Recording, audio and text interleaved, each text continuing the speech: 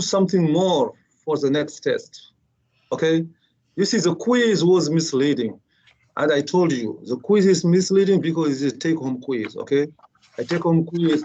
And now, you know, some people, you know, work with integrity, stuff like that, you know, but, you know, sometimes when it is a take-home quiz, you know, we work with notes, stuff like that, okay? So, if you need help, you have to come to the office hours. If your office hours do not, I mean, if your time does not allow you to come to my office hours, which is, you know, the best choice, you always go to the tutoring. I did the link, the math center link, that works very well, you know. If you go in, you will see like CCBC professors that, you know, who will tutor you for a whole hour. But you cannot come to a test, for instance, where the test is about lines, you come to a test and you are not sure if you can graph a line. That is not a good sign, okay? For instance, here we did chapter 3, which is about, you know, we started chapter 3 about exponents, right? You cannot come to the next test and you don't know, for instance, what is a squared times a to the 5, for example. You cannot. If that is the case, then the test cannot be good at all, because each topic has the basics of it. Each topic has basics. If somebody does not know the basics, they cannot pass a test, right? Graphing a line, getting a couple of points to graph the line is a basic, right? You see, before the test, we should have known that. Before, you know, even trying to find what is a slope, trying to find what is x-intercept, etc., trying to find how to solve a system, etc., etc. Okay, so, but you have 2 more tests to come. Remember, each test is 15%. We have 2 more to come, right? And then we have 2 more quizzes. But like I said, the quizzes, if you just look at the arithmetics, a quiz is only worth 5%, only. 1 test is worth 15%. So 1 test has the same weight as 3 quizzes, which means even if the quizzes are take-home quiz, they cannot make somebody pass.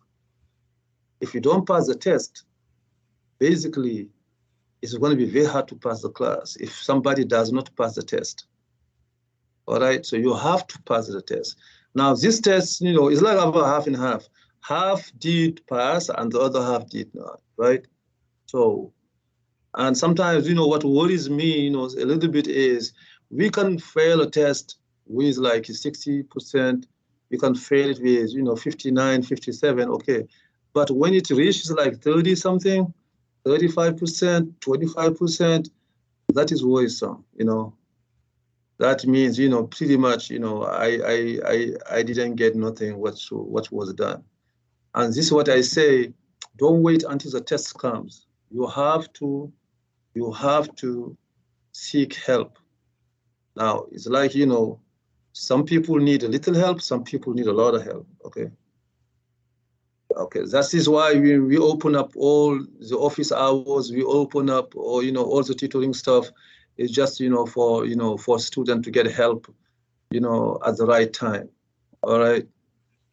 Okay, so we're gonna continue on. Last time we did exponents, right? And we learned about exponents, the first lesson on it, you know. So let me get the textbook out and then I share my screen. Okay, so we can do the same stuff with teams than we did with share content. So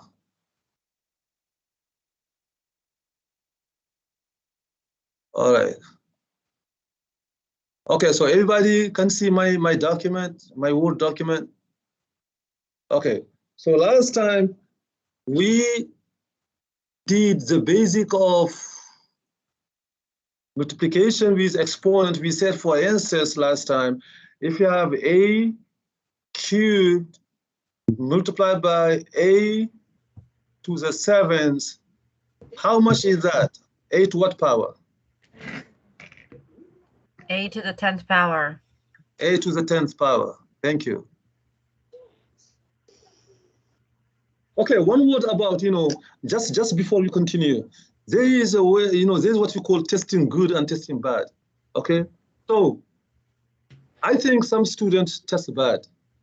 Okay, and that is unfortunate. Really, it's really unfortunate, because when I do the class, frankly, okay, so I come. Okay, when I do the class, sometimes, okay, I see, how some people, etc., the interaction, all that, and then when comes the test, so you have to, I don't know how to say that, you have something you don't know, something you know how to do in a classroom, for instance, you know how to do it, or you know how to do it in the context of a homework. This is the same stuff in the test, okay?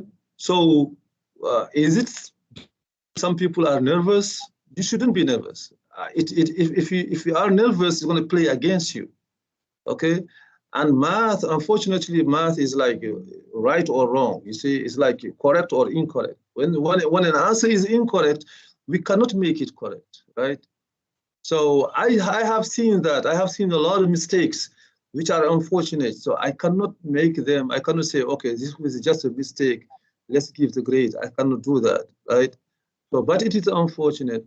So I think people have to say, okay, this is just a test. These are the same questions that we did in class over and over and over. I know how to do them, etc., etc. Build some confidence. And that is very helpful in the context of math. All right, so that is the first one. For instance, the second example, we said, if you have b to the 8th divided by b to the 6th, what power it gives you? B to the second. B to the second. B to the second, right? Mm-hmm. So everybody agrees that we have to do 8 minus 6, right?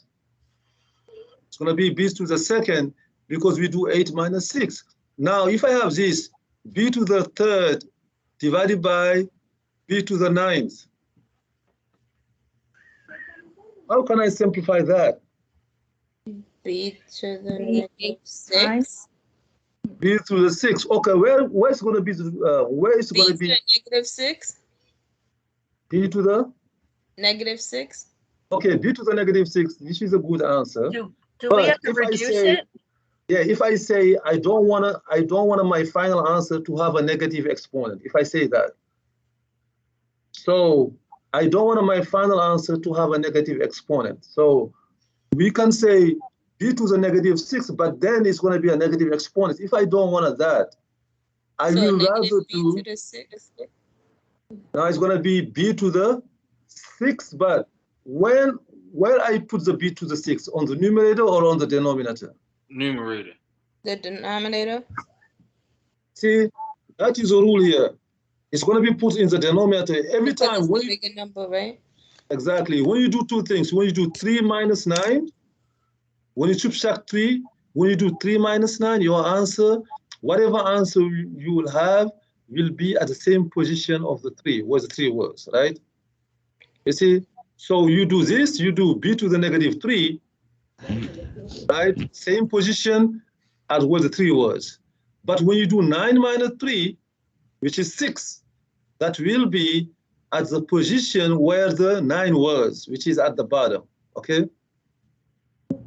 And this is negative 6. And these two answers are exactly the same answers. In the section 3.2, we will see what is a negative exponent, right? But when you have something like... How did you get a 6? 9 minus 3. Okay. Oh, so you're not reducing it. You're not doing...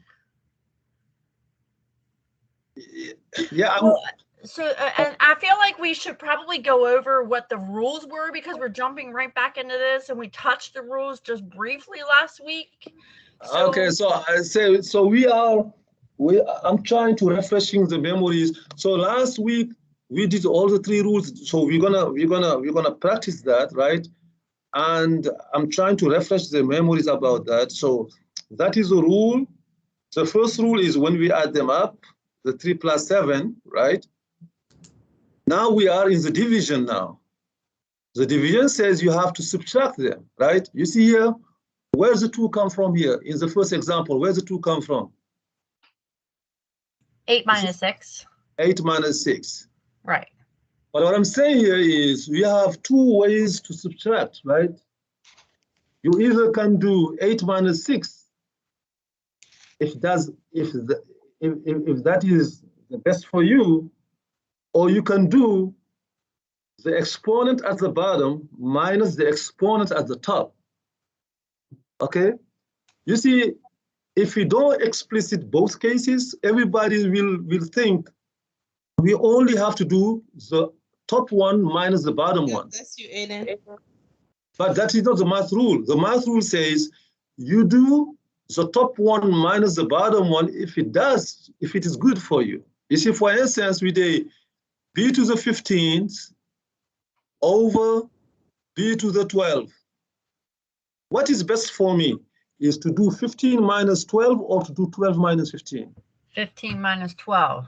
15 minus 12, right? Because b I to the third rather, power. exactly, I rather have a positive exponent, right? But some students will think it's always the numerator minus the denominator, which is not the case, okay? So here, it helped me the most if I do 15 minus 12, right? Which is b to the third. But if it is this case now, b to the 9 over b to the 14th, what is better for me? Is to do 9 minus 14 or 14 minus 9? 14 minus 9. 14 minus 9. Again, for what reason? The reason is very simple, because I rather have a positive exponent, right? That's the only reason. I rather have a positive exponent. That is why I do 14 minus 9. But this is the question now. When you do 14 minus 9, where are you gonna put your answer? Do you put it at the numerator or on the denominator? Denominator. Denominator, exactly. You see, every time you do one number minus another number, you put your answer is where the first number is, right? You see, this is b to the 14 minus 9. And then, since everybody is 1 here, what's left? 1 left, right? It's not 0 left, it's 1 left, right? So you see 1 over b to the 5th. Okay? So both ways to subtract are good. Both ways to subtract are good.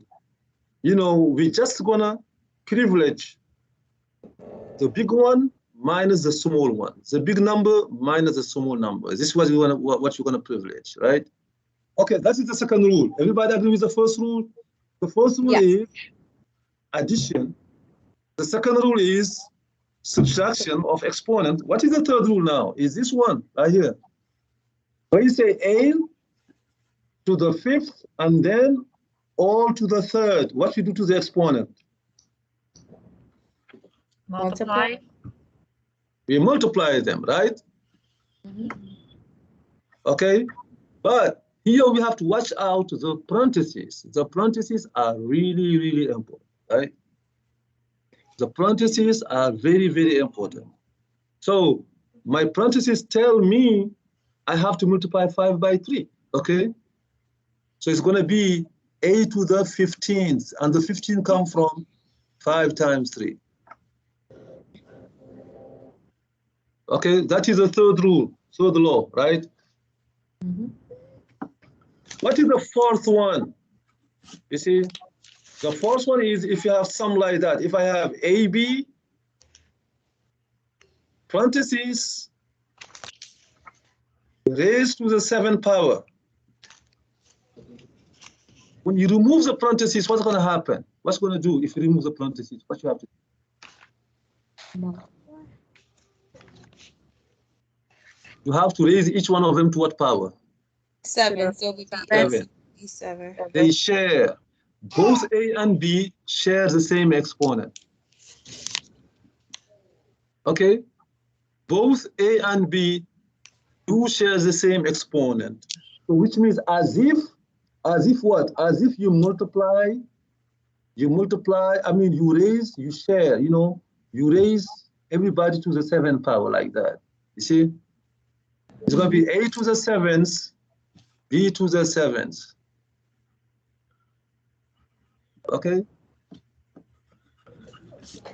You see, how important are the parentheses?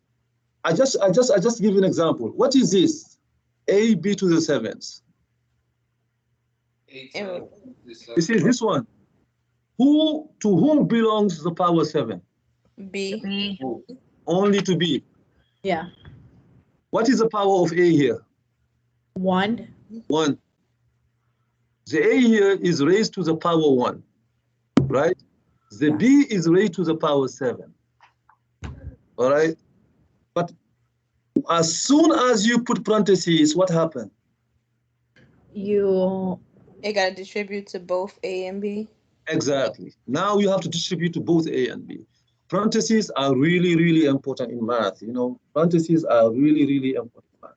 Okay, so that is the rule number 4. Rule number 3, you see, and then the rule number 5, which is the last one, if I do this, A over B to the 4th power. You see, again, these are the parentheses, right? Mm-hmm. Yes. It means each one of them is raised to the 4th power. The numerator is raised to the 4th power. The denominator is raised to the 4th power. It's going to be A to the 4th over B to the 4th. Okay? Can you scroll up a little bit, please? Yeah. Thank Like you. this. Okay. So both of them here are raised to the 4th power. A to the 4th over B to the 4th. These are the 5 rules. Now what we can do is to combine them now, right? What we can do is to combine them. Okay, so, but before we do that, before we try to combine them, I'm just gonna go ahead, like, give you, you know, a little summary. You try to do that by yourself, right? So you say A,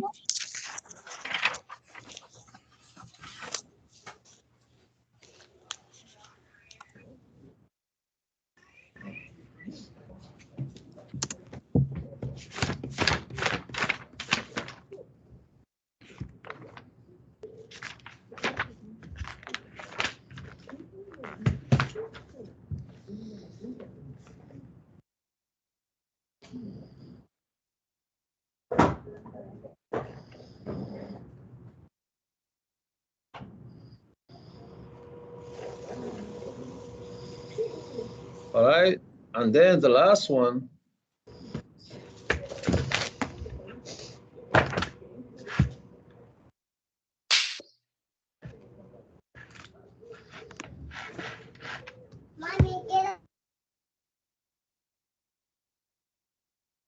okay, try to do these right here, you know, how to simplify each one of them, how to simplify each expression. Try to do that.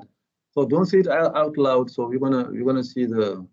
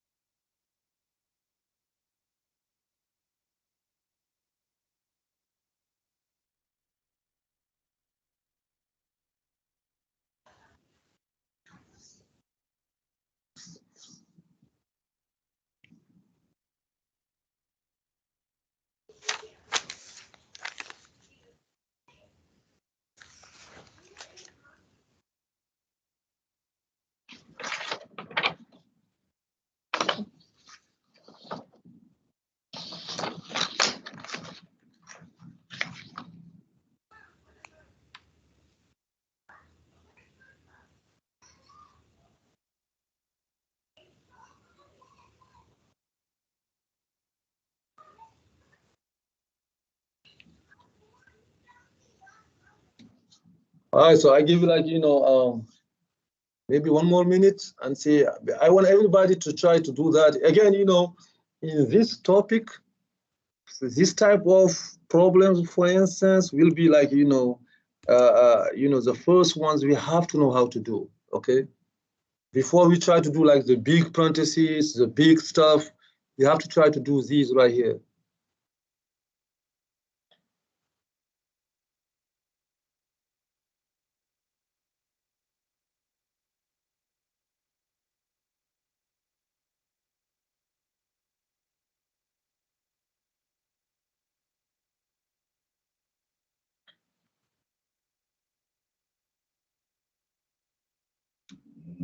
All right.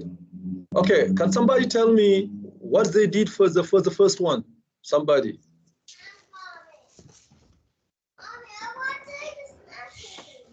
What is the new power of A for the first one?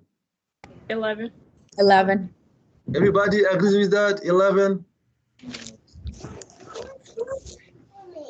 And 11 coming from 4 plus 7.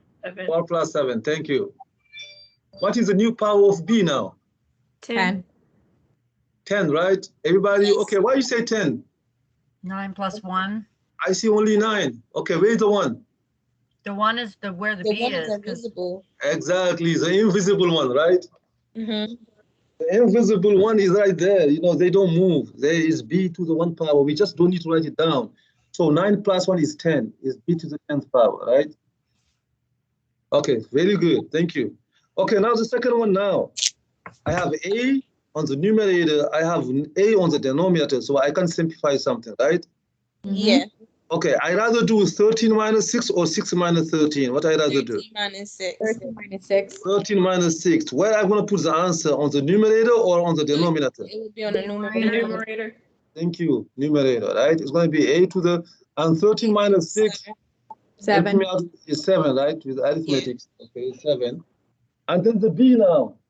I rather do 2 minus 8 or 8 minus 2. 8 minus 2. Where am I going to put it? On the denominator. Exactly. B to the 6, which is 8 minus 2, right? That is, that is like the best answer. The last one now, look. I see parentheses all around, right? Mm-hmm.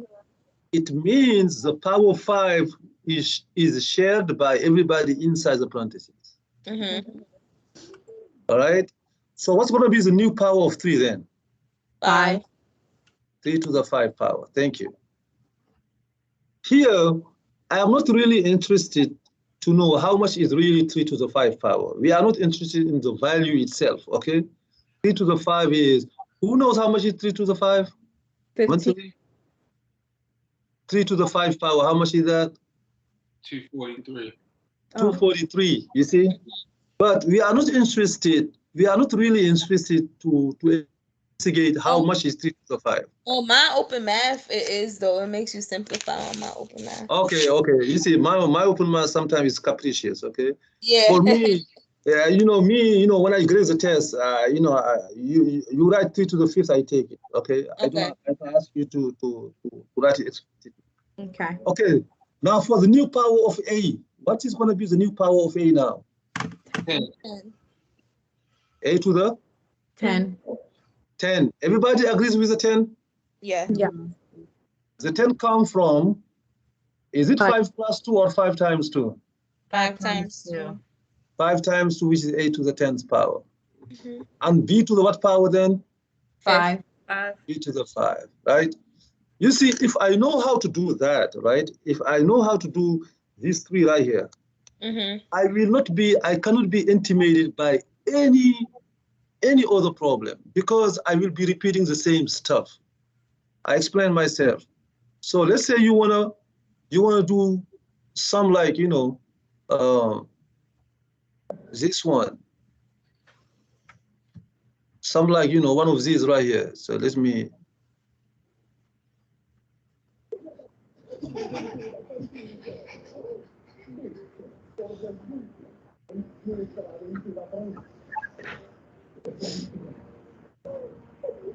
You see, if I know exactly how to do the 3 we did, I am not intimidated whatsoever by this one, for instance. I am not, because I will be applying the same stuff I applied in the 3 of them.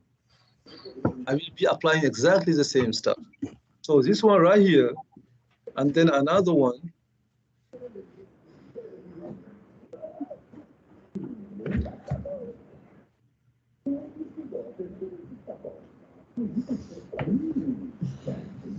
Right?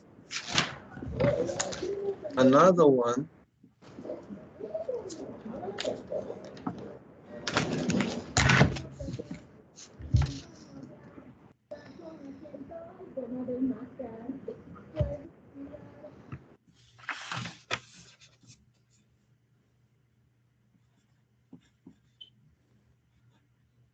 Okay.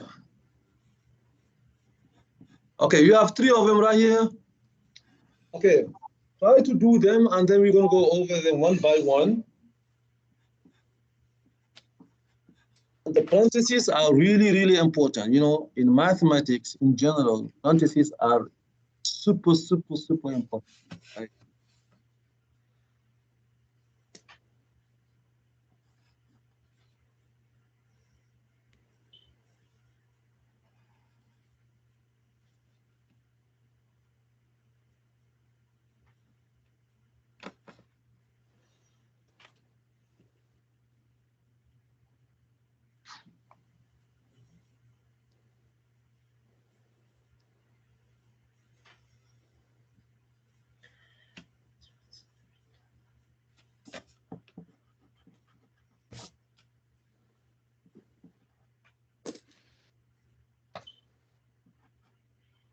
When I do that, do you still see the word problem I have, or you don't see it anymore?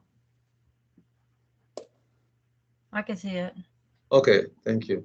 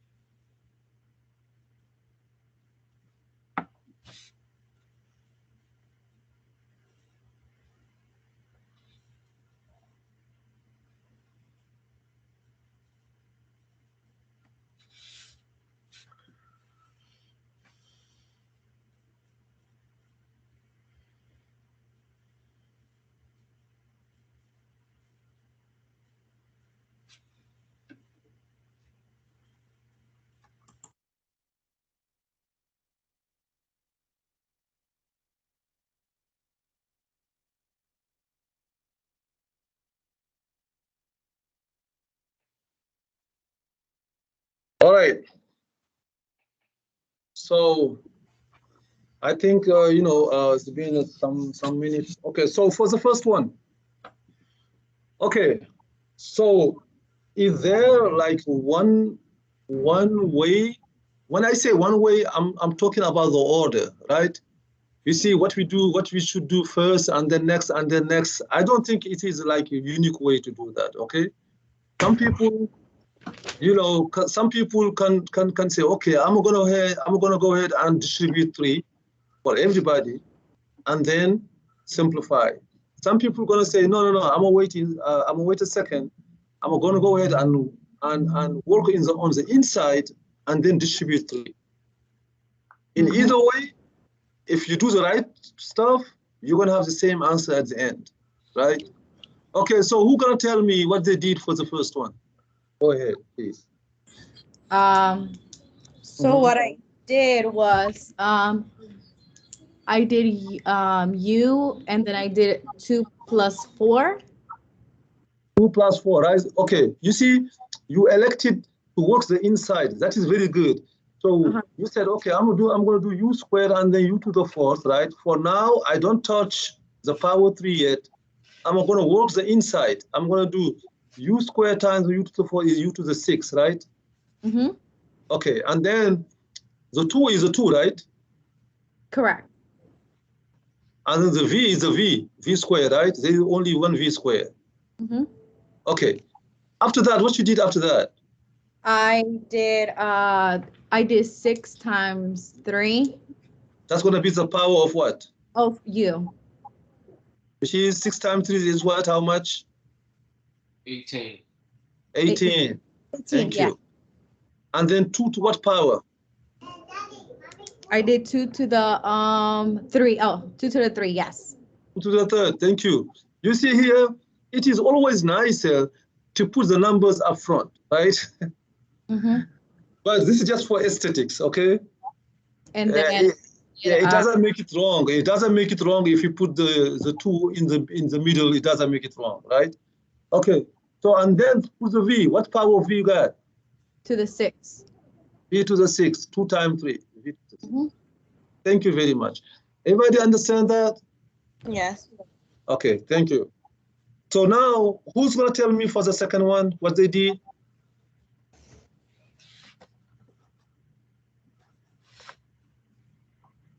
First of all, let me ask you the question. The term 2x that you see here, 2x, they share the power 4 here? No. They don't share the power 4, right? No. They will not taste the power 4, okay? So what you gonna do first? Somebody tell me what they did. So I just did, I did 2x. Thank you. Then I did the 4 times 4, which is 16. X to the 16, thank you. And then y to the what? And then y to the 16. Y to the 16 also. Thank you very much. You see, and these two 16, they come from 4 times 4, 4 times 4. Are you done doing this? No. No. Okay. Who you can group? The X. The X, right? It's going to be X to what power? 17. 17. 1 plus 16, which is 17. And Y to the 16th, right? You see? That's good. Okay, the last one now. For the last one, okay, so, I mean, you can go ahead, start simplifying, or you can say, okay, let me work out the denominator, because the denominator, I have some people who look alike, right? Yeah. You see, that is more organized. That way is more organized. So let's go ahead and work out the denominator. It's going to be, you see, for now, I don't touch the numerator. I just leave it as is. But the denominator now is going to be? It would be 12x to the 5th. 12, and the 12 comes from 3 times 4, everybody, right? Yes. Yeah. 3 times 4 is 12. And x to the, you say x to the what power? 5th. X to the 5th. 3 plus 2 is 5. Thank you. And y to what power? To the 3rd. Y to the? I mean, y to the 4th. 4. Y to the 4th. 1 plus 3 is 4. Thank you. Now we're going to subtract now exponents, right? Mm-hmm. And before subtracting exponent, how can you reduce 2 over 12? I just did. 1/6. I put Like 6. 1, you, 6, thank you. Yeah. I have 6 here, 1 here, right? And then the x is right here. Is it better to do 7 minus 5 or 5 minus 7? 7 minus 5. 7 minus 5, right? Where am I going to put it? In the numerator. Numerator, which is 2. Yeah. For the y's, do I do 5 minus 4 or 4 minus 5? 5 minus 4 Where I put it? on the numerator. Numerator, y to the 1 power, right? That's it. You see? So, all right, you see here, this one, right? Okay, oh, these right here, they have denominator, they have all that. I don't let them impress me, you see? If I know how to do, basically in math, this is how it works in math.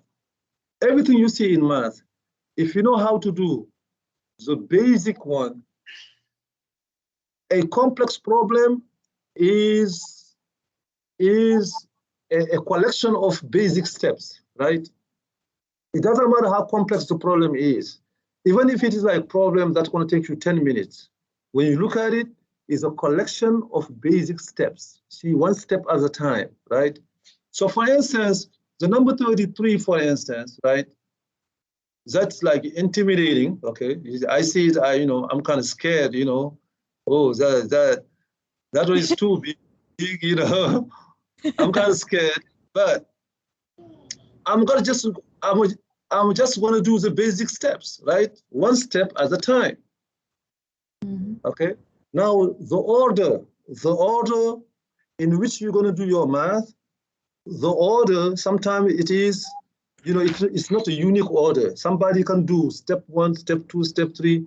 Somebody else does step 1, step 3, step 2. You see, the order is not like really, it's not like obligatory. It's not like a unique order. Okay, but if every step is done right, the final answer will be the same, okay? Look at this one, decide which part you're gonna work on first. Is this a denominator? Would you go ahead and distribute the 3, etc., etc.? Decide all that by yourself. I'm gonna let you like 3 minutes, okay? 3 full minutes, and then we're gonna try to fix it. Okay.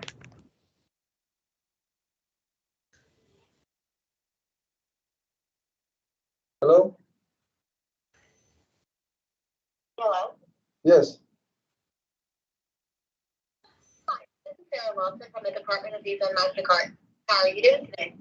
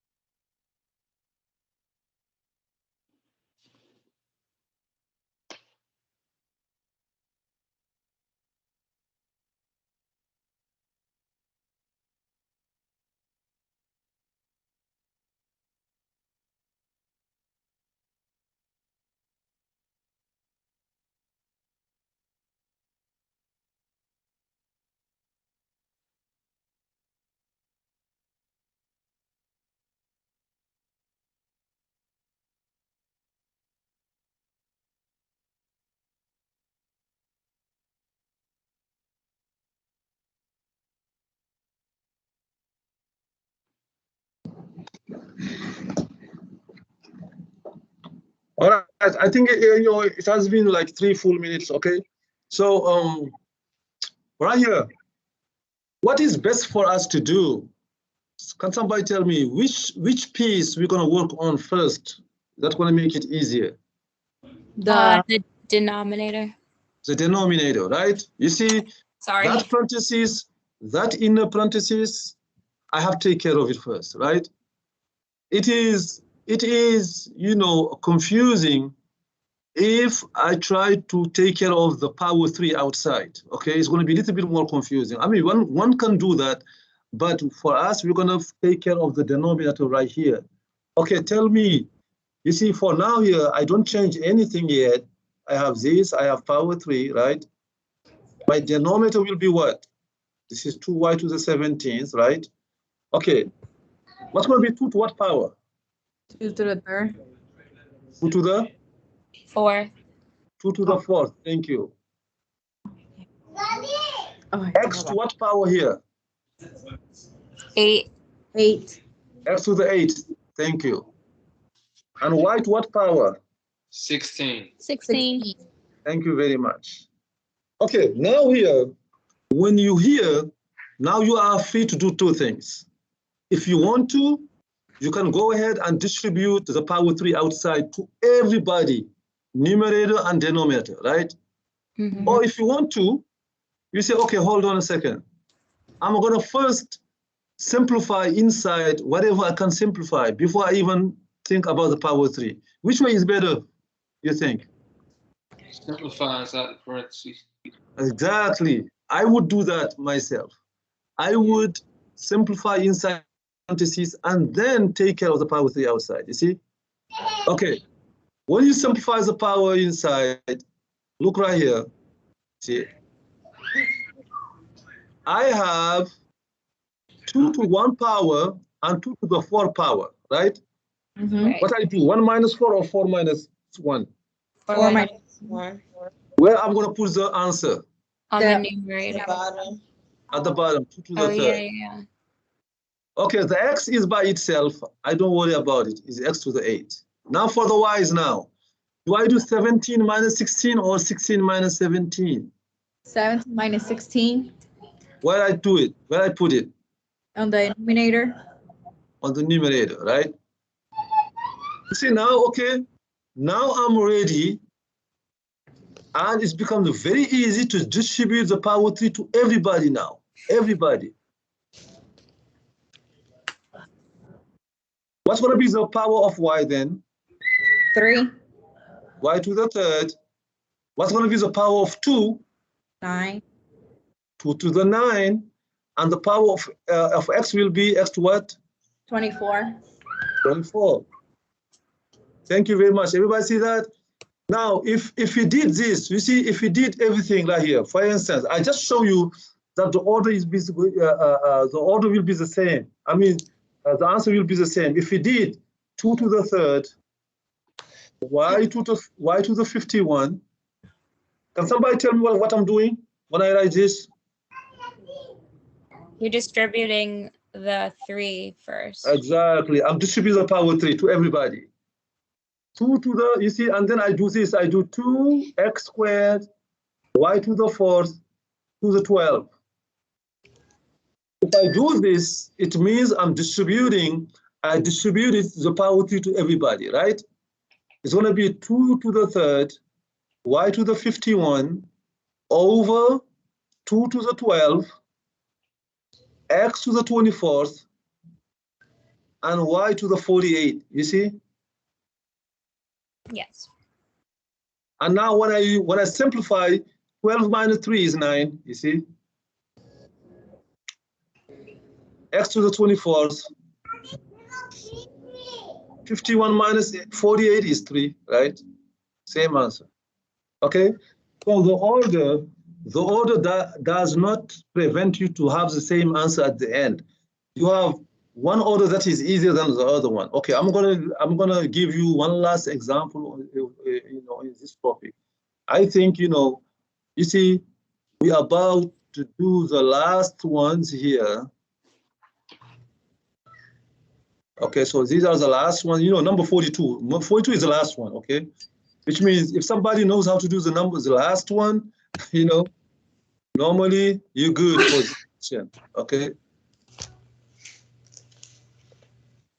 All right, so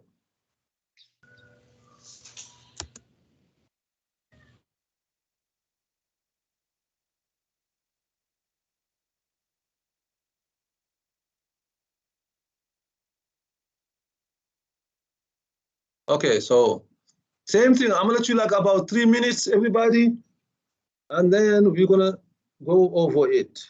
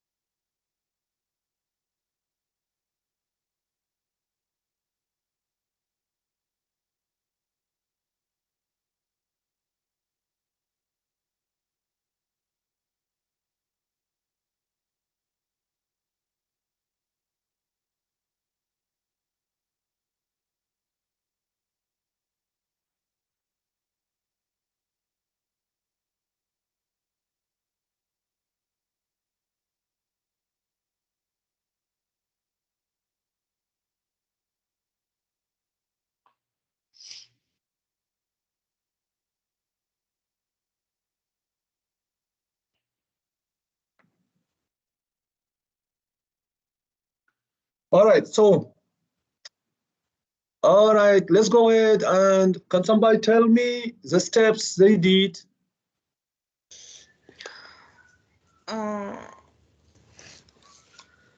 So I multiply. So I did like the parentheses first Okay, I agree with that, you at the know. bottom. So I did hold on, Eden. So I did Q to the second, Yep, R to the second, yep, and P to the sixth.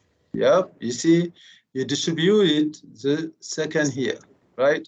I agree with that. Okay. What did you do to the numerator? I multiplied the 2 and the 2. 2 times 2 is how much? 4. 4. Okay, how many P's now? What is or Q? Q come first. What is the power of Q you have? I put 3. 3 for now, yep. And the Yeah. power of P for now. I put 3. Now you have 2 P's. You have P to the third, P to the third, Oh yeah, right? P to the third. Yeah, so it's to the 6th. P to the 6th, thank you. Yeah. And then the R is R to the what power? 4. Okay, thank you. Okay, now comes the decision. Do you want to distribute the 4 outside, or do you want to wait until you simplify inside? We should do the inside first. Okay, you see, is it mandatory? No, but it makes it easier. Okay, Right. it makes it easier to work the inside first. All Right. right. So Which is which we're gonna do. So Right.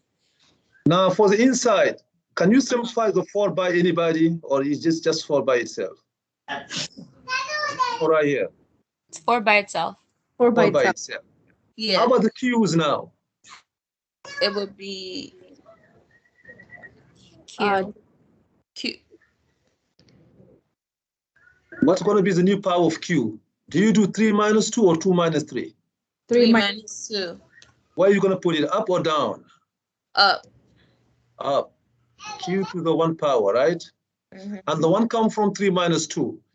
Look what happens to the P's. What is 6 minus 6? Cancels each other out. They cancel each other up, right? Okay. So when we say P to the 6 divided by P to the 6, this is not 0, okay? 0 never comes from a division. 0 does not come from a division, okay? When you divide P to the 6 by P to the 6, right? You get what's going to be your power 6 minus 6, which is 0, right? Mhm. This is 0 power. What is P to the 0 power? Is 1, right? 1. Or you just do this. You just cross them out. That's it. You see? You just cross them out. This one and this one just cross out. Now, R to the 4th, or 4 minus 2 is how much? 2. 2. Where are you going to put it? Up or down? Up. Down. Because the 4 was up, so 4 to the 2. You see now? Oh, everybody in the denominator is gone. Yeah. Do I have 0 left? What is left? 1. 1. You see? Okay. But we don't have to carry over that one in the next step. We don't have to carry it over. Okay? So now what you going to do to the 4 now, to power 4? 4 times. Distribute. 4 4 to the 4th power. Q to the 4th power. and 8 and R to the 8th power. And R to the 8th power. That's my final answer. Okay? You see, that was the final problem in this topic, which means if somebody knows how to do that one, normally, they should know how to do, like, of course, in the test, on the test, believe me, I will not bring you something that long. I will not, you see. The test will be like something where you have to do like 2-3 steps. That's it. Okay. All right. So this is the exponents. Of course, the next topic will be the negative exponents, right? That's going to be the next. Sorry. Yeah, go ahead. Can you just go up a little? I'm sorry. I was just writing the last one. Yeah. Sorry. About that. So the next step will be the negative exponent, right? Okay, I got it. Thank you. Okay, so we're gonna define what is a negative exponent. We're gonna define that, okay?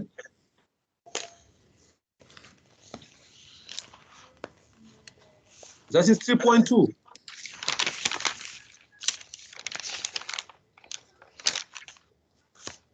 .2 is negative exponents.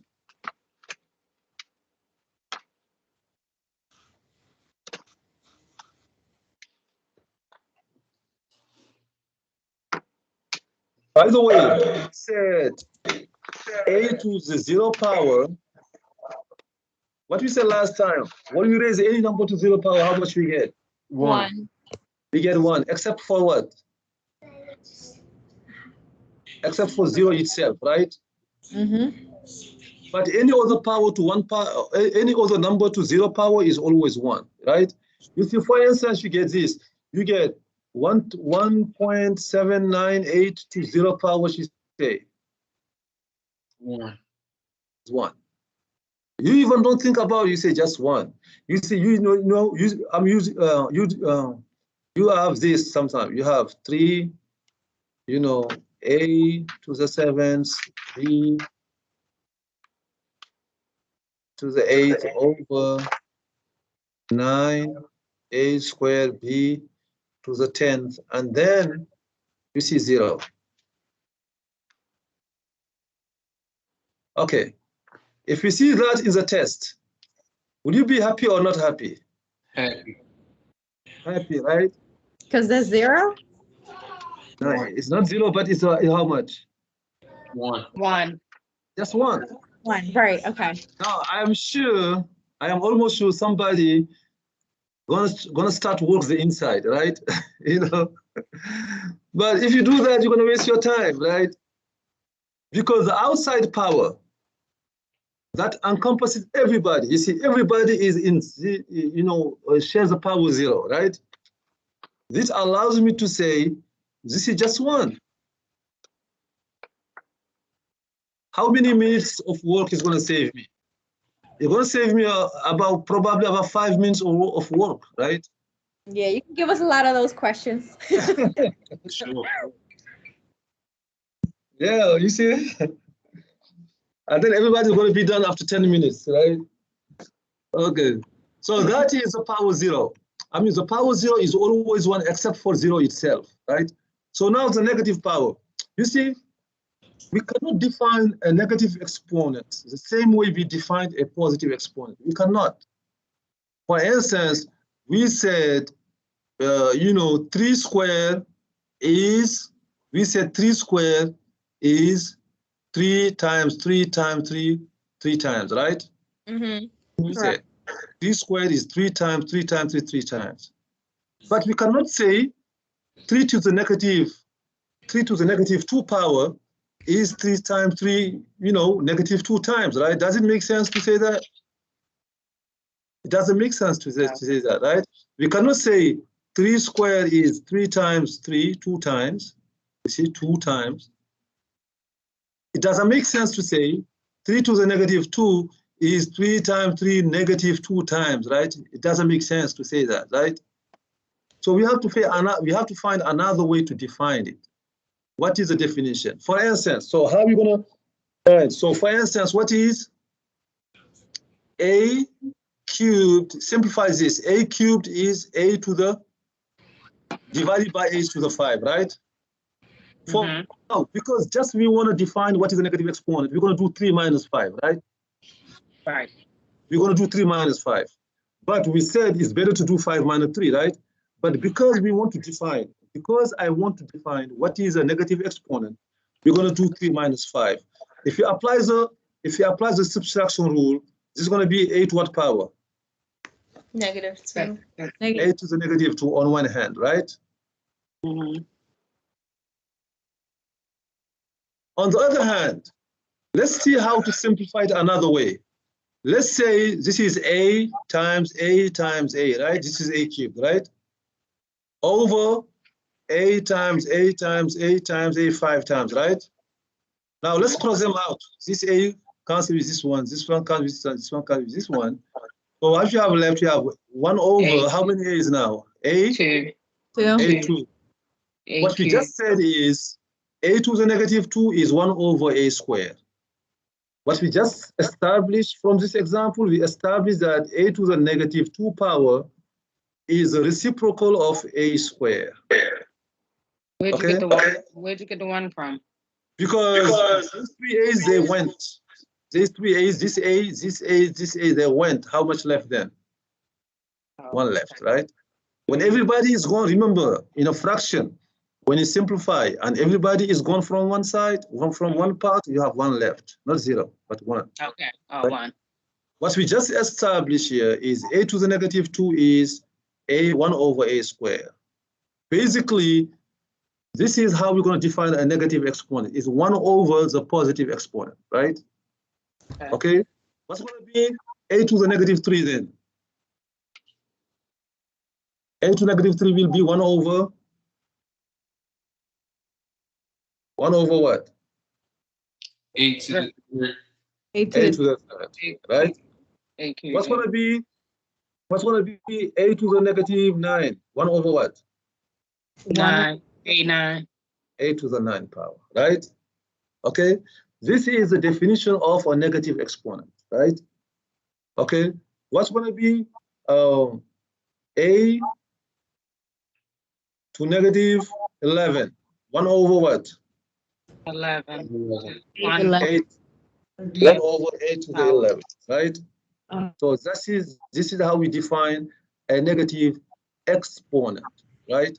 So we're gonna add these 3 properties. Okay, now let's see now. The same way. What do you think? How am I going to simplify 1 over A to the negative 3rd? What do you think it's going to be? 1 Over 1? A3. A to the A cubed. A cubed, right? Yes. Because negative 3, right, is the opposite of positive 3, right? Okay, so A to the 3rd right here. Okay, so what we have said is what? Every time a power travels from denominator to numerator, what's going to happen to them? The sign will change. The sign changes, right? You see, right here. Right here, what you did here, when you put this one up, it becomes what? A to the 3rd. The power changes. Look right here. This is over 1, right? When you make it travel down, what it becomes? Negative. No, it was negative. It was negative. When you make it travel, it becomes a positive, right? And that's going to be the rule. You said every time a power travels from top to bottom or from bottom to top, right? We're going to call that traveling. We're going to call, when a power travels from here to here, the sign changes, right? When the power travels from here to here, the sign also changes. It doesn't matter what sign was. The sign will become positive, it was negative, will become negative, it was positive, right? Okay, so you are free to move. You are free to move exponent across the numerator denominator. You are free to do that, but you have just to respect the rule. The rule says when you do that, the sign should change. Okay. If it was negative, it becomes positive. It was positive, it becomes a negative. For instance, right here, if I have b to the negative 8 over a to the negative 6. If I want my powers to become positive, what I do? I make them, I make each, One over. I make each one of them travel, right? Let's do this one together. I'll show you. You see here, if I want this sign to become positive, what I do? I just make it travel. It comes down, right? B to what power? 8. 8. If I want this one to become positive, what I do? I make them travel. 8 to what power? 6. 8 to the 6. See that? Is it that easy? Okay. Okay. Wow. When a term, it doesn't matter what term. I don't think this applies only to negative exponent. It does apply to positive exponent, right? It does. The stuff you have to remember is when any term travels from up to down or from down to up, the sign of the exponent changes, right? Okay. You see, for instance, I just to make my point, if we do this, a to the 5th divided by b to the 9. Okay, you see here, I'm free to make the a travel. I'm free. I mean, maybe I don't have no point of doing it, but I'm free to do it. If I do this, if the a to the 5th travel down, what it becomes what? 8 what power? -5. -5. You see, if the b to the 9 travels up, it becomes what? -9. -9, right? You see, that is absolutely correct. But maybe I don't have no incentive of doing it because remember, what powers we want the most? Do you want a positive powers or negative powers? Positive. You want a positive powers, right? That is only easy, you see. But you know, we are what you want to remember about this topic is when you move exponent across the numerator or the denominator, when you move them across, the sign changes, right? Do you agree with that? Yeah. Okay. So now here, every time you flip a fraction, and that is the new stuff, when you flip a fraction, what's going to happen to the exponent? For instance, that is also a rule. If I have 2/3 to the -4 power, if I want this stuff to become positive, what do you do? Flip the fraction. When you flip the fraction, you change the sign of the exponent. It's going to be 3/2 to what power? 4. To the 4. When you flip a fraction,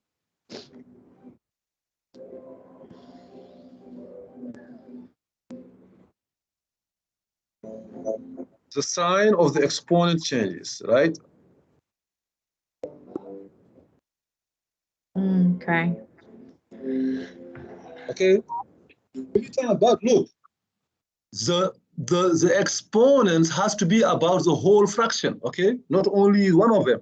The exponent -4 is about the whole fraction because we have big parentheses, right?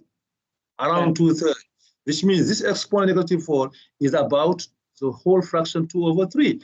If I want to make it positive, what I do? I flip it over. I do 3/2, right? Okay. So when you have this x over 3y to the -7.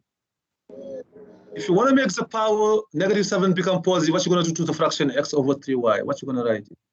3y over x to the 7th power. 3y over x to the what power? 7. To the 7th power, right? Okay. So these are our new rules. Okay. These are our new rules. So let me write them down. So the first rule says a to the -m is equal 1 over a to the m power. Okay. The second rule says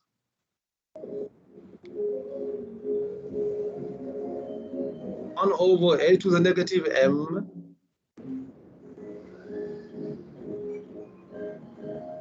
is a to the m power. So we saw all of them in example, but I need to write, and then the last one says a over b to the -m power is b over a to the m power, right? these are the 4 new rules that are about negative exponents, okay? These are the 4 new rules. So now we're gonna work on examples of that, but meanwhile, we're gonna take a break, right? So let me write the example. So if one of you is like, you know, they like algebra so much, they don't want to go to break and they want to work on this. Like you can do that. I didn't write the last rule. I didn't get to write the last rule. Okay. So it's right here, right?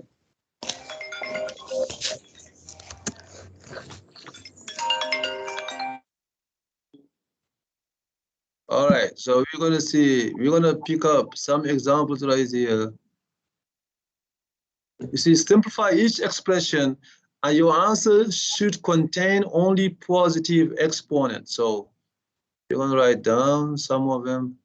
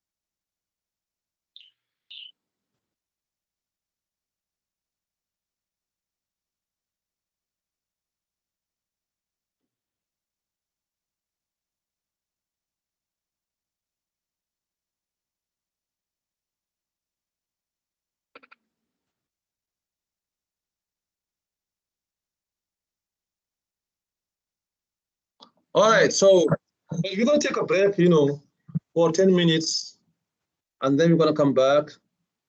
So you have a few problems right here. If you wanna work on them. All right, see you like 7:16.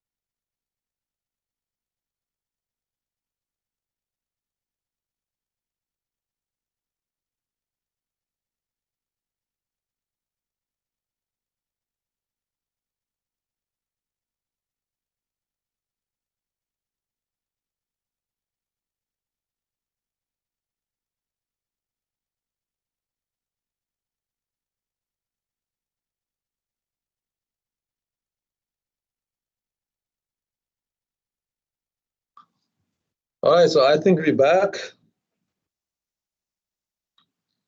So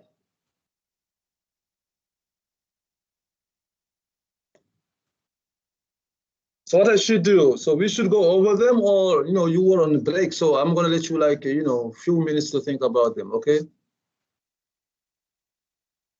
All right.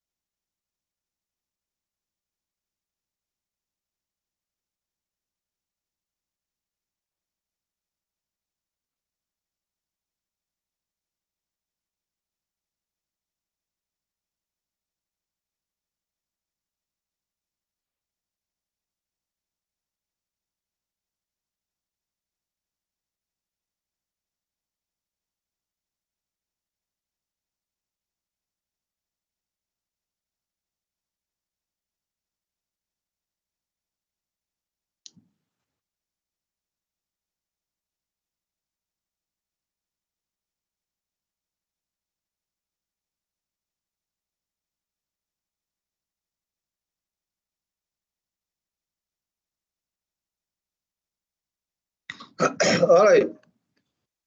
Okay, so the first one, the only thing that is new in the first one is you have y to the negative 2, right? Now you choose what you're gonna do with it. It should, if really somebody does not like the negative exponents, right? What is one possible remedy to that? If you don't like y to the negative 2, if you don't like to see y to the negative 2, what is one possible remedy to that? What can we do? You can put it on the denominator. Exactly. You see, that is one option. You see, I don't like y to the negative second. I'm going to put it on the denominator. So is that mandatory? It isn't mandatory, but you know, just to say we can do it. So this is over 1, right? So I can make this one travel down, okay? And then I'm gonna take care of these right here. You see, this. Okay, we did that. It's gonna be 2x to the 4th. So y to the negative second travels down, become y squared, right? Everybody understand that? Yes. And then we have 2 to the 4th power. That comes from the small parentheses. X to the 4th power. Y to the what power? 16. Y to the 12. 12, right? Well- Y to the 12. Okay, so now look. Now we have 2 to the 4th power times 2 times 2. These two together are going to be 2 to what power? 5. 2 to the power of 5. Thank you. X to what power? 8. X to the power 8. Thank you. 4 plus 4. And then y to what power now? 10 on top. 10. Y to the power 10 at the top. What do we have at the bottom? Nothing. Nothing. Or 1. So nothing means 1, right? Or you Yeah. don't put nothing, right? All right. Thank you. You see, so here also, right here, for instance, I can do this. I can do, let me move all the negative powers down, right? This becomes m to the 1 power, n to the 3rd power. This 2 stays, and then I'm going to distribute this right here. It's going to be 2. What I write in blue is the parentheses, is 2 to the 4th power. M to what power now? When you distribute the power 4 inside, what's going to be the new power of M? -4. Negative 4, thank you.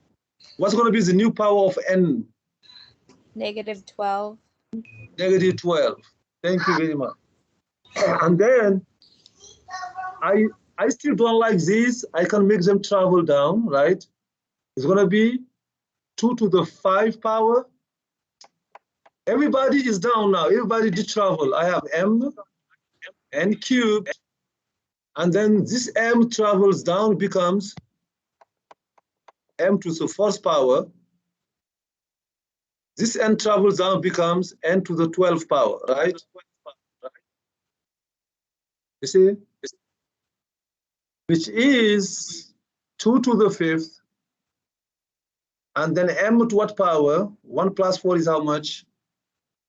5. 5. And N to what power? 15. 15. So now, is this the only succession of steps that we have to do? No, it is not. Believe me, you can go ahead, distribute the 4, add the exponent, and then move everybody up and down. You can do that also, okay? But this is just one way to, one succession of steps. This is one way, okay? The last one, for instance, again, same thing. To just, to make it, first of all, these three cancel out, so they don't bother us, right? You see, y to the negative 2, I can make it travel up. X to the negative 2, I can make it travel up. Y to the negative 4, I can make it travel up, right? So they become positive. Do you agree with that? Yes. It's going to be x cubed, y squared. And then now I go to the people who did travel now. This y to the negative traveled up, become y to the 2nd power, right? X to the negative 2 travels up, becomes x to the 2nd power, right? Mm-hmm. And y to the negative 4 travels up, becomes y to the 4th power, you see? Mm-hmm. Who is the only one that is left at the bottom? 4. Or knowing that I canceled everybody else, the 3 is gone, right? Oh, okay. I was wondering where you put the 3 at. Okay. Yeah, I canceled the 3, so they don't bother me. And then all the negative exponents, I make them travel up. Okay?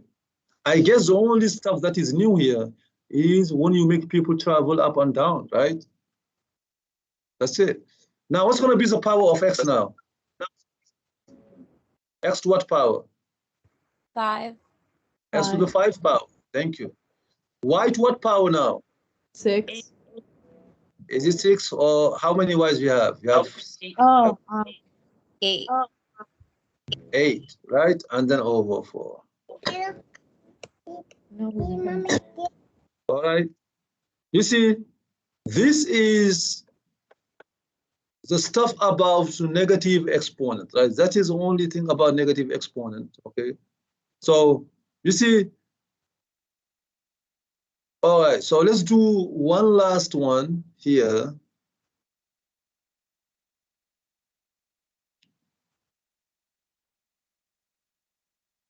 One last one. I'm gonna let you like some good 5 minutes for everybody trying to do that, you see, and then somebody gonna tell us the steps they did to get it. So insert that, take this one. Okay. One last one right here. All right, I'm going to give you some good 5 minutes. Please, everybody, try to do that by yourself.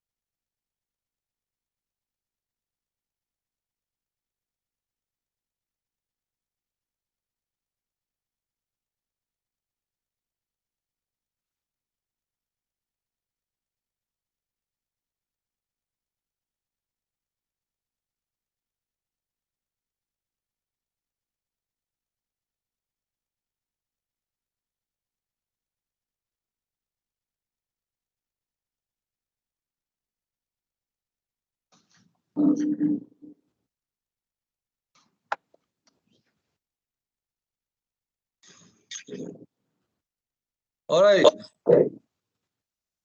Yeah, I think, somebody, please, can you help us do this one? What you did step by step?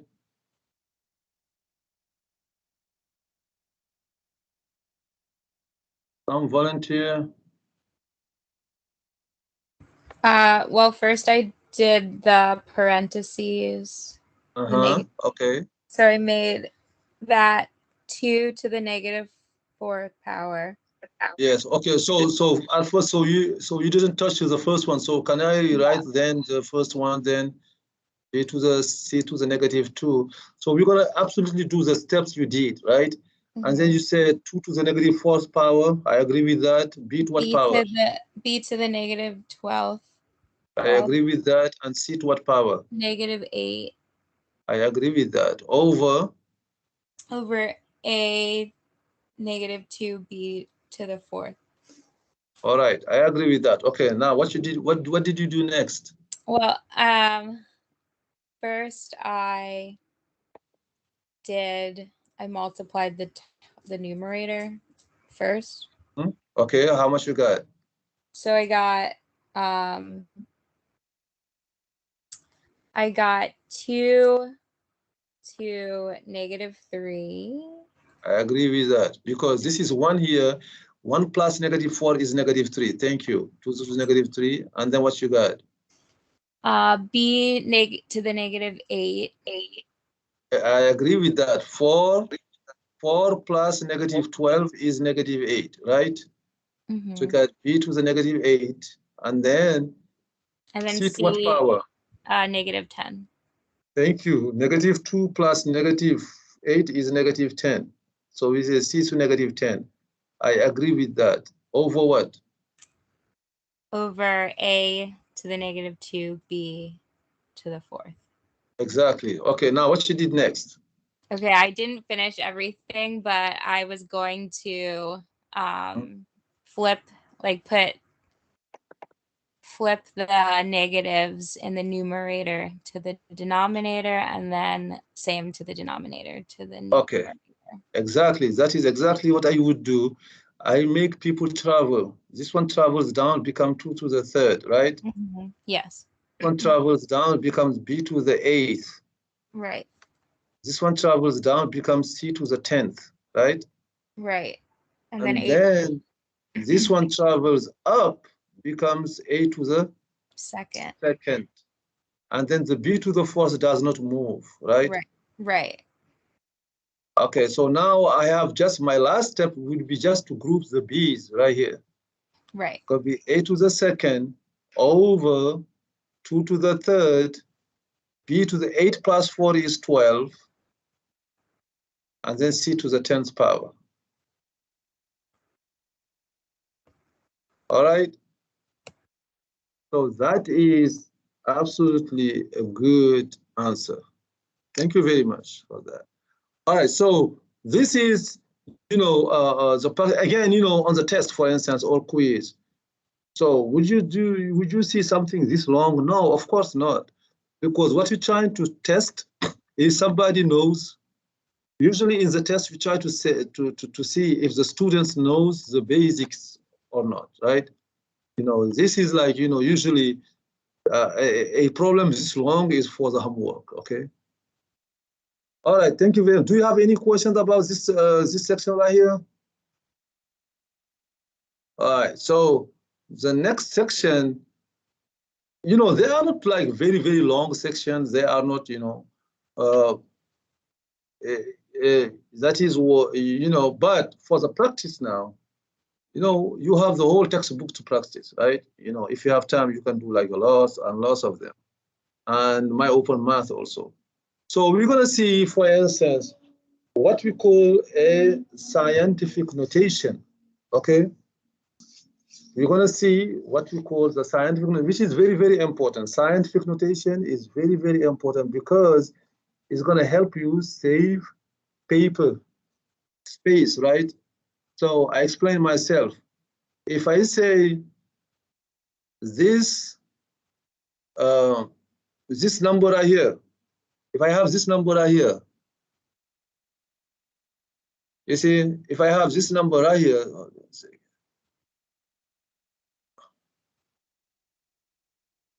Right, and then I have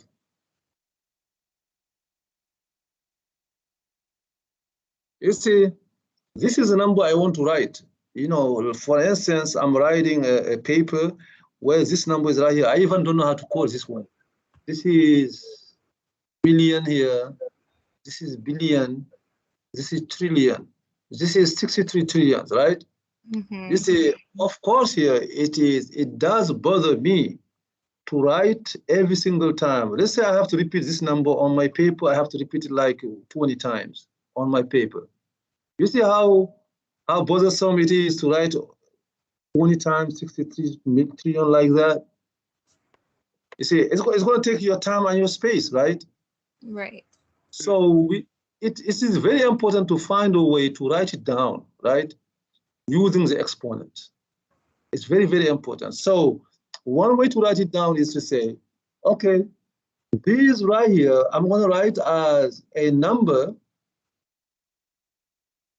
multiplied by some power of 10. Okay, I'm going to write it as a number multiplied by some powers of 10. Okay, and Professor, that number I'm going to write, yes. I had a question. This is so off topic, but for the attendance, do you want us to still write our names into the chat or no? Okay, okay. Different on here. Yeah, teams. Like, I mean, I like teams. I never liked teams before because I didn't know about it. But today, I started my classes with teams, and then I knew that the attendance, you can download the attendance sheet. That I like very much, you know. So you don't need to write your name anymore. But at the same time, Teams tells me who got in and who left, you see? Which means you don't have to write your name, but at the same time, if somebody leaves, like the session, Team will tell me you left at 7:40, something like that, okay? So I will have the complete attendance, you know. That is very, very helpful, you know. I like that feature. Okay, so I was saying, you see here, if you are able to write that long number as something multiplied by some power of 10, it's going to be really, really helpful. But that number in front, we want that number to be between 0 and 10. I mean, it's between, that number we want it to be between 0 and that number right here and 10, okay? Mm-hmm. So for instance here, we're gonna show you why, but here I guess I just give you the answer.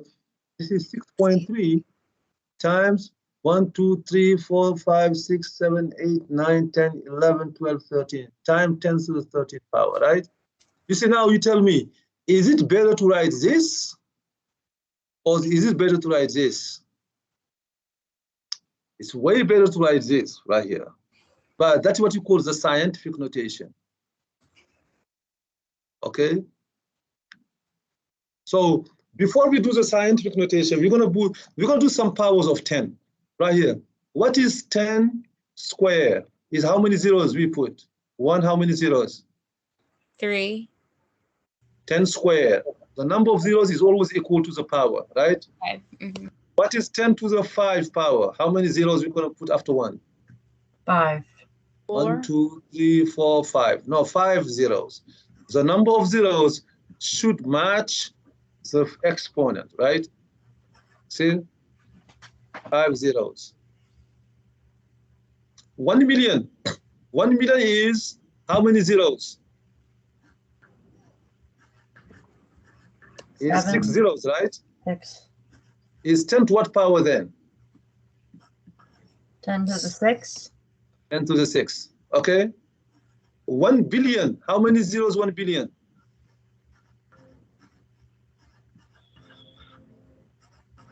Is it 9? Is it 9? Nobody is a billionaire.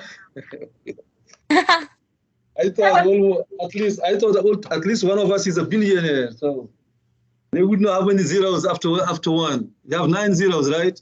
Mm-hmm. Because you have 9 zeros, is 10 to what power then? 9. 10 to the 9, right? Okay. So basically, if you want to write a number that finishes with zeros, with a power 10, you count how many zeros you have, right? Okay.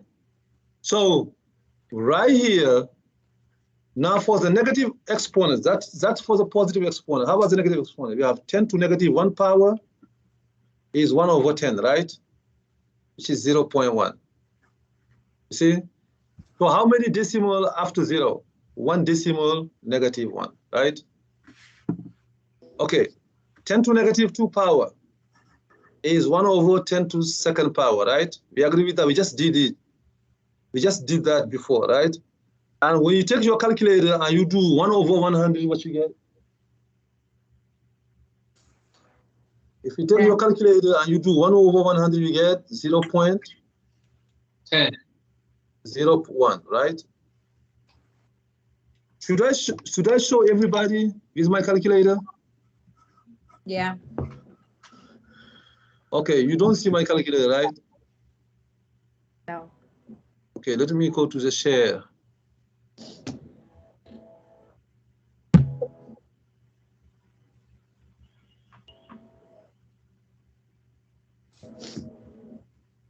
Okay, now do you see my calculator now? Yes. Okay, when I say 1 over 10 square, 10 squared is how much? Is 10 times 10, right? 100. 1 over 100 is 10. 0.01, right? Okay. So 10 to negative 2. Look at the power negative 2.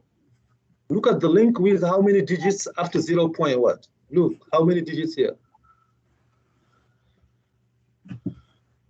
2.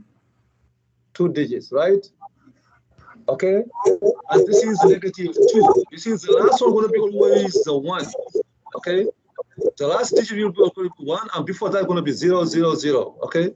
So for instance, if I say 0.00001, right? I know this is going to be a negative power of 10. I know that. It's going to be 10 to what power? Negative what? 5. 5. Negative 5. You have to count. You count the 1 with it. 1, 2, 3, 4, 5. 10 to negative 5 power. Okay. All right. If I do this,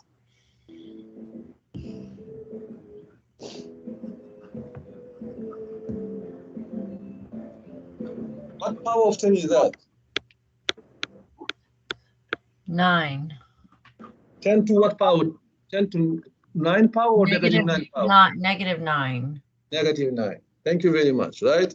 Okay, now that we are familiar with the negative exponent and the positive exponent of 10, now we can define what is a scientific notation. Scientific notation is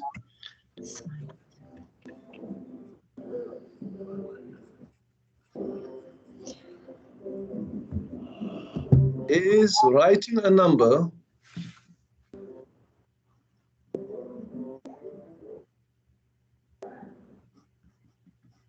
in the form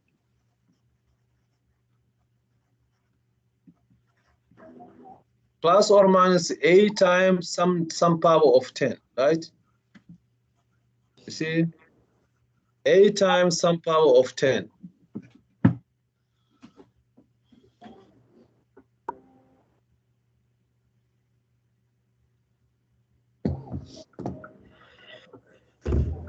Times some power of 10.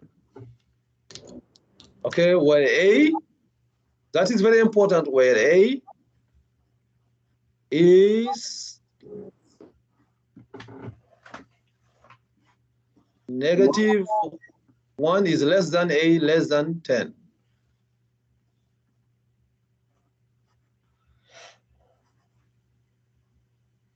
A is a number between 1 and 10, so I have to come back here and say this right here.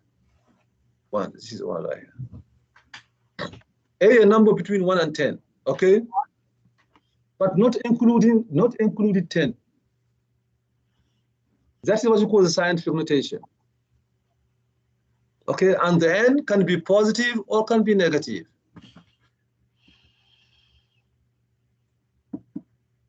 All right.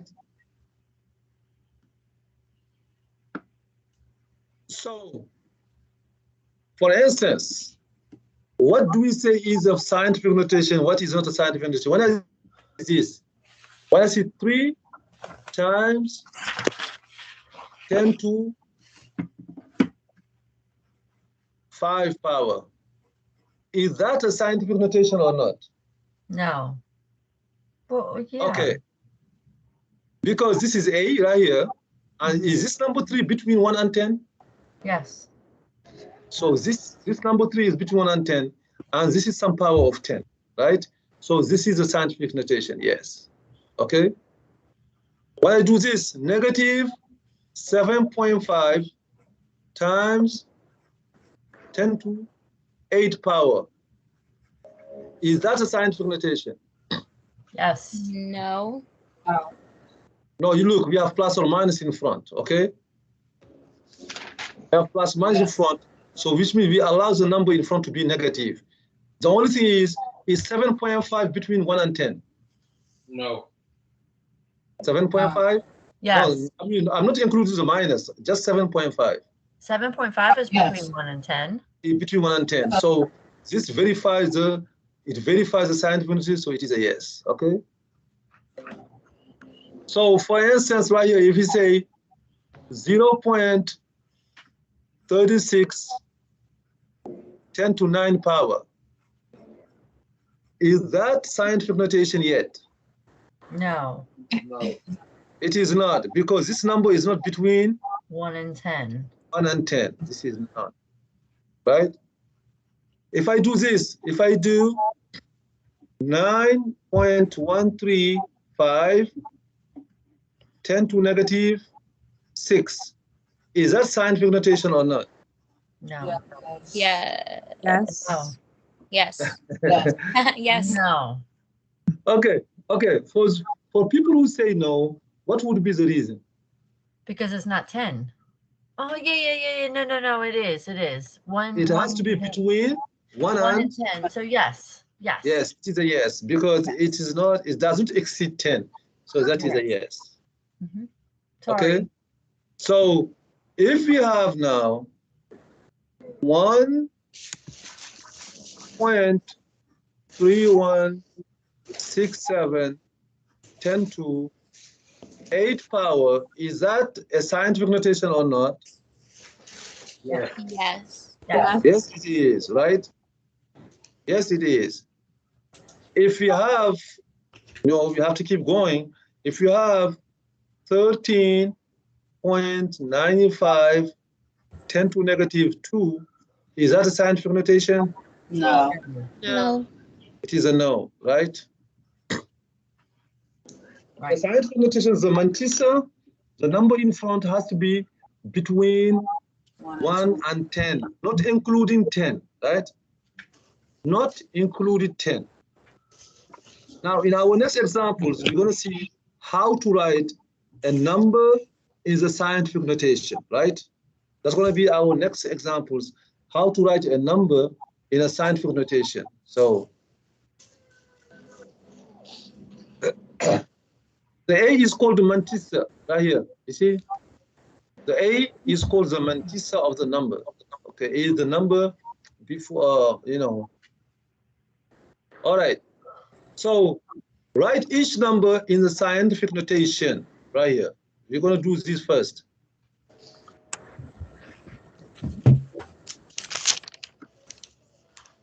So do not make this section right here, please, okay? It does not have algebra in it, but do not underestimate it. So write each number in the scientific notation. Okay.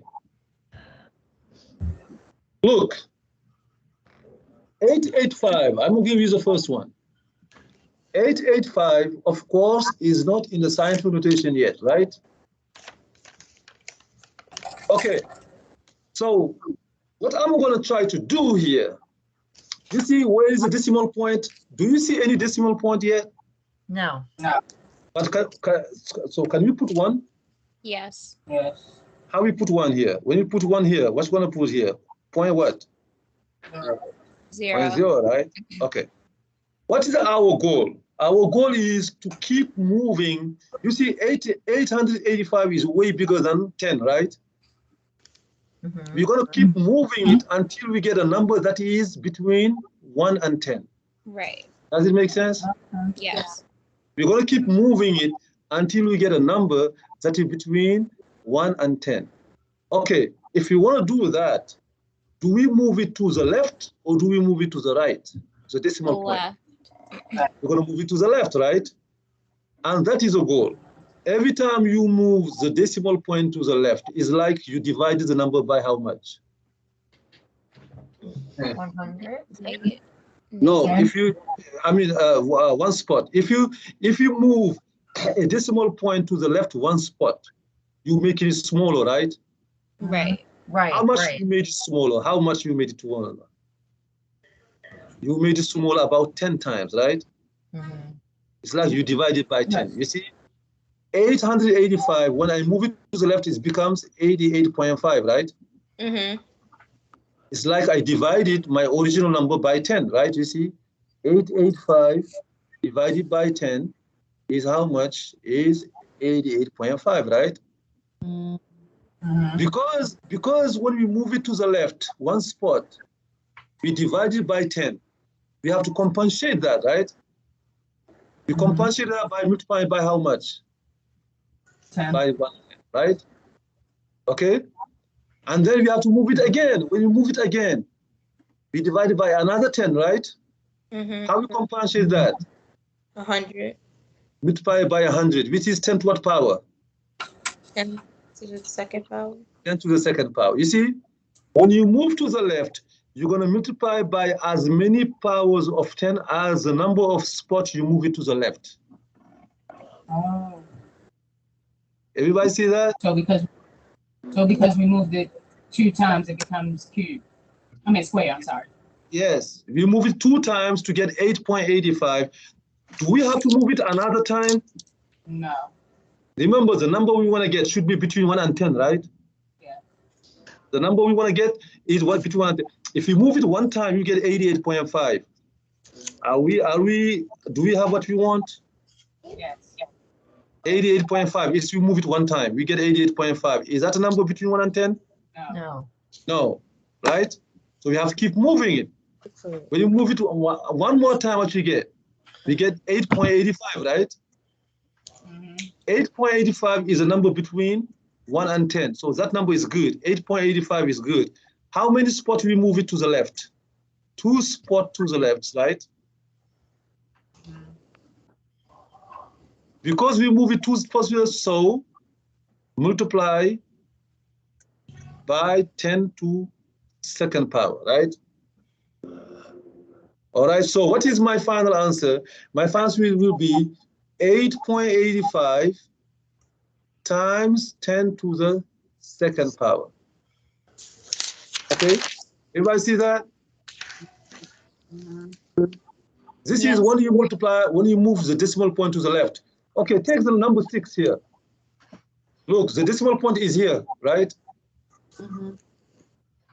Okay, tell me, how many spots you going to move it to the left to get the mantissa? 4. 3. You have to count very well, right? Somebody says 4, somebody says 3. How many spots? 3. You should stop between what numbers? What's going to be your final stop? You should stop 1 between and 1 and 5. 5. So that Between would 1 be and 4. 5, right? You have to move this one all the way to here. So that's Okay. 4. So if you do that, then how many spots do you did move then? 4. 1, 2, 3, 4 spots, right? It's going to be 1.5 times what? 10 to what 10 power? to the 4. 4. 10 to the 4th, right? Got that, everybody? Yes.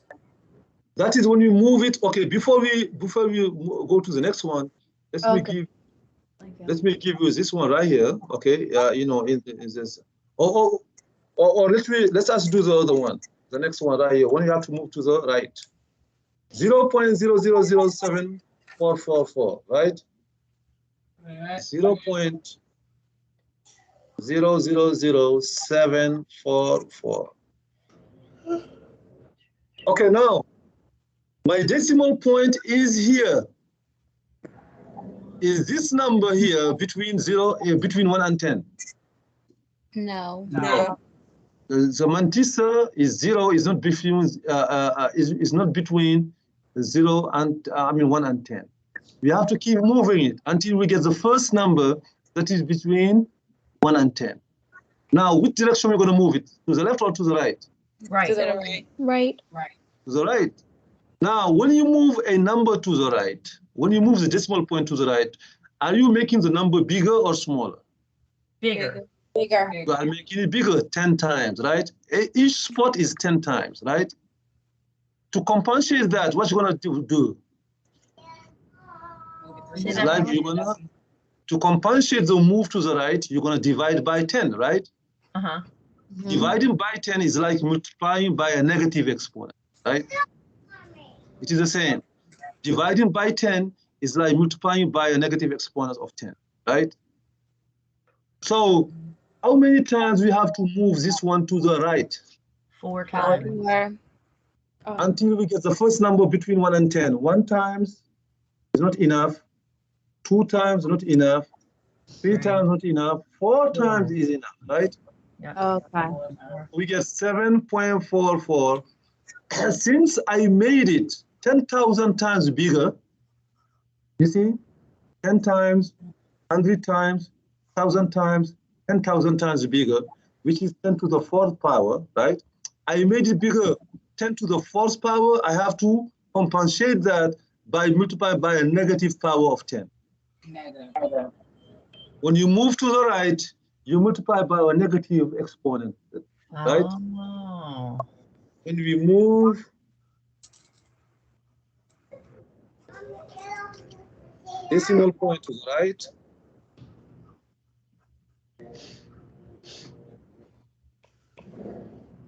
we multiply by a negative exponent. Exponent of 10.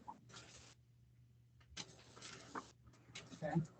When you move it to the left, we multiply by a positive exponent. When you move it to the right, we multiply by a negative exponent, right? As many spots, as many moves. 0.081. Okay, how are you going to do 0.081?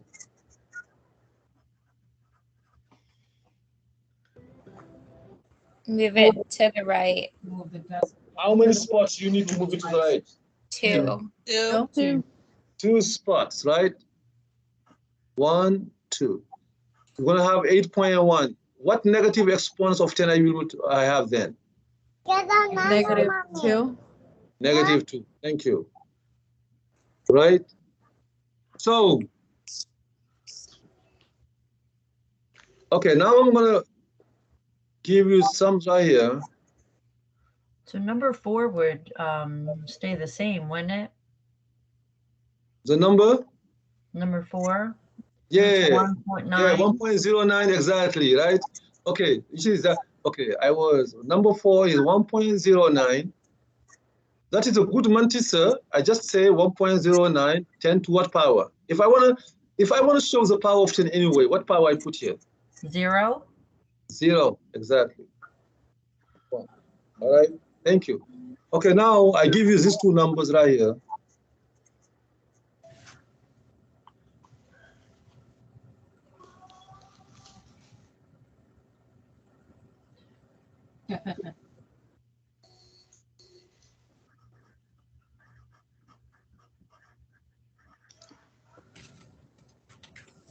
Okay, try to do these 2 numbers, right, in the scientific notation.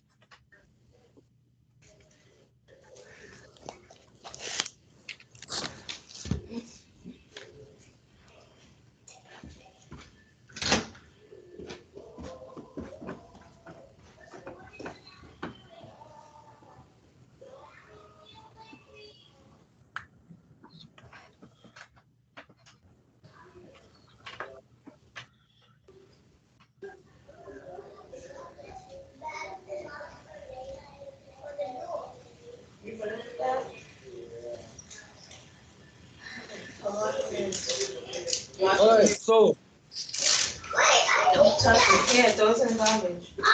Where? In the kitchen. please, you can mute yourself, please.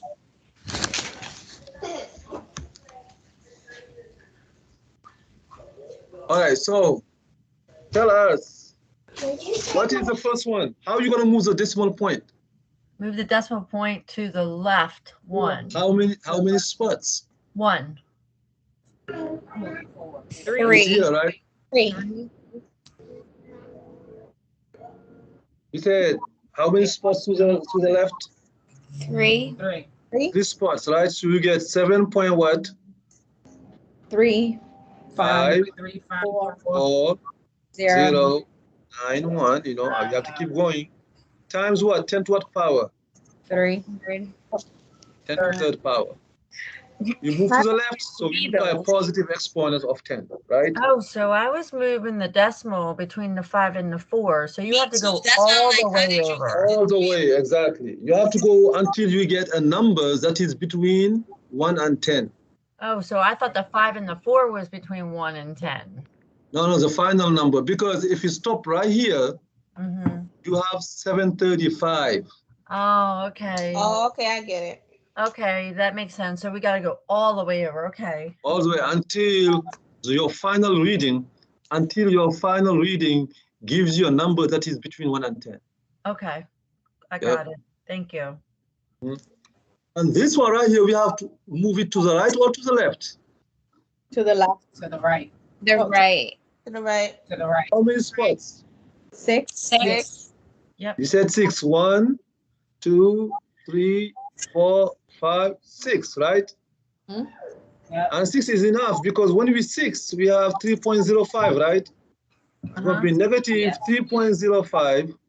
And since we moved it to the right, we have to multiply by a negative exponent. What is the negative power here? Negative -6. 6. Negative 6. Oh, this is easy. 6, right.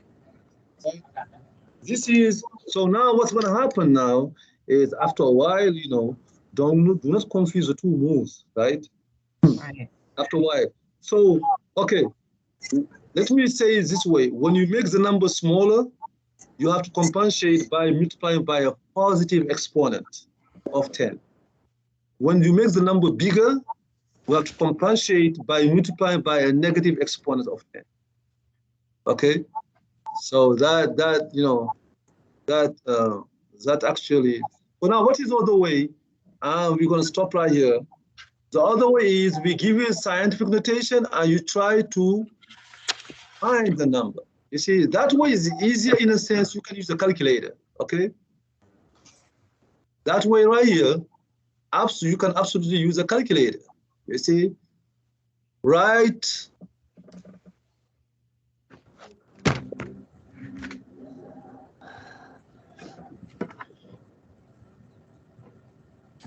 You see here, you can go ahead and just, I mean, not, I'm sorry, what is this one? Because this one, we're going to do it next time. It's probably going to do it next time. I want this one right here, the first one, the first set of numbers. These are easier. All right.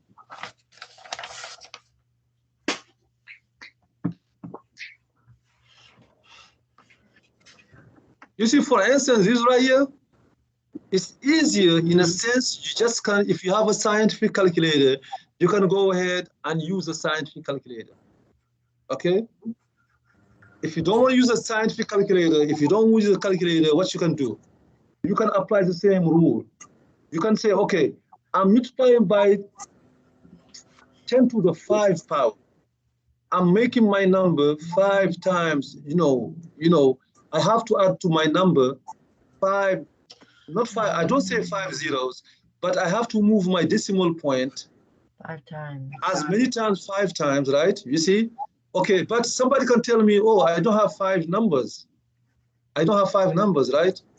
But remember, after the decimal point, you can put as many zeros as you want, right? Everybody agree with that? 8.7 is 8.70000. It's the same thing, right? So now what you're going to do, since you are multiplying by 10 to the 5th power, you have to move this decimal point 5 times. 1, 2, 3, 4, 5. It's going to be 8, 1, 1, 2, right? 870,000. Okay? This one right here, we multiply by 10 squared. 10 squared is just 100, right? Again, this right here, you can also use the calculator. How do you, well, can you show us in the calculator when we Okay, get a so- chance? Okay, calculators are different, but I'm going to use mine here. Okay, so scientific calculator. So let's say I have 8.7 multiplied by 10, you see? Uh-huh. But my calculator, you have to put the power first, right? I put 8.7 multiplied by, and then I put 5, I put my power, you see? I'm sorry. Oh, okay, I got it. 8.7 multiplied by, I put my 5, and then I put 10 to 5 power, you see? Mm-hmm. My calculator wants me to write the power first, you see? 807,000, okay? 2.56 multiplied by 10 squared. I put 10 and here's this, right? You see 256, okay? For the negative exponent, it's going to make it smaller. I mean, let's use a calculator for that also. You have 9 times. I put my negative power for -4, and then I raise to the 10 power. You see, 10 to -4 power is going to be what? 0.0009. So basically, but if somebody does not have a calculator, what they do, you have 9, right? And then you're going to multiply by 10 to -4 power, which means the decimal point is here, right? Uh-huh. It's 9.0. You have to move this decimal to the left 4 times. And if you don't have no more numbers, you're going to put, you see, 9, isn't 00009? I thought going to the right, you get a negative. Yeah, but you know, that is a good remark. But it is on the other way. You see, it is this type of problem. If you have a number and you want to make it a scientific notation, then when you go to the right, you multiply by a negative exponent. When you go to the left, you multiply by a positive exponent. But this is all the way around. Is here, we already have the scientific notation, and we want to get the number in standard form, right? Okay? You see, the two are, you know, that's what I'm saying. Do not confuse the two problems, okay? Oh, okay. The first problem is we got the standard notation. All of them, they are in standard notation.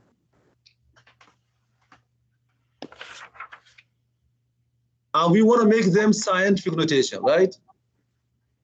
Okay? In that case, it's exactly what I wrote. When you go to the left, you multiply by positive exponent.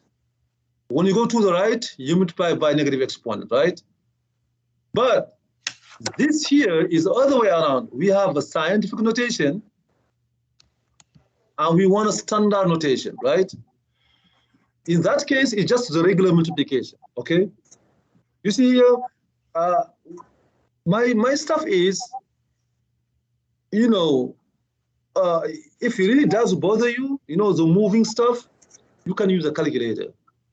You see, in that case right here, I advise you, if it does bother you here, to avoid confusing the two cases, for the second case here, you can use just a calculator. Because, you know, the calculator will give you the answer. Or you try to say this. In this case, when you multiply by 10 to -4 power, it's like you are dividing by something. You are making the number smaller. When you multiply by a negative power of 10, you are making the number smaller, right? And to make the number smaller, we move the decimal number to the left, right? Until we count 4. You see, this is 9.0. I count it 1 time, right? 2 times, 3 times, 4 times. It's going to be 0.0009, right? Okay, that's the last one. When you multiply by a positive exponent, you are making the number bigger. Okay, and to make a number bigger, you move the decimal point to the right side, right? But here again, I would advise you for this one, you have to use a calculator. You can use a calculator. For this one, you cannot use a calculator for this one. Okay, the calculators will not give you, unless you know how to program them, right? Okay. All right, so we're gonna come back to this one next week. I think if you look at the syllabus, you're gonna see that we will have a quiz next week. Okay. But I mean, it is a take-home quiz. I think it's better to do the quiz now. Okay. So Okay. so you have less material to go over. The quiz next week, I'm gonna open it right after class, and you will have the whole day next day to do it, right? Just like quiz number 1. It's gonna be on what? It's gonna be on chapter 3, 3.1 and 3.2. You said you're gonna do what? I'm sorry, Professor, you're gonna do what again? That is quiz number 2. Okay.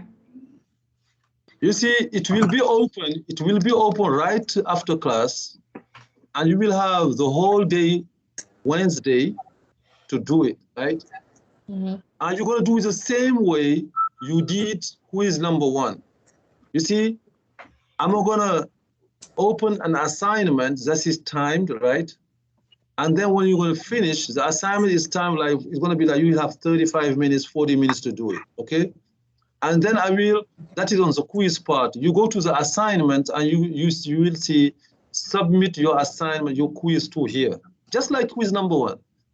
Please take the assignment seriously. When I say that is, we cannot miss an assignment like a quiz or test, and we think that an email will do it. An email does not do it. If Okay. you miss a quiz, it's a 0. I have to follow the rules, you know. I am an employee, I have to follow the rules. When you miss a test, it is a 0, unless you provide me something written, objective, a doctor's note or something like that. That is why when something is open for the whole day, if something is open the whole day or 1 day and a half, you cannot say, I forgot to do it, or I didn't have time to do it. You cannot say that, okay? So please, you know, Tuesday, right after class is going to be open. You'll have the whole day Wednesday until Thursday noon to submit your quiz, just like quiz number 1, okay? Okay. All right, everybody, thank you very much. You're welcome. And have a good week. You too. Thank you. Thank you. Thanks. Thank you. Thank you. Thank you. Thank you very much.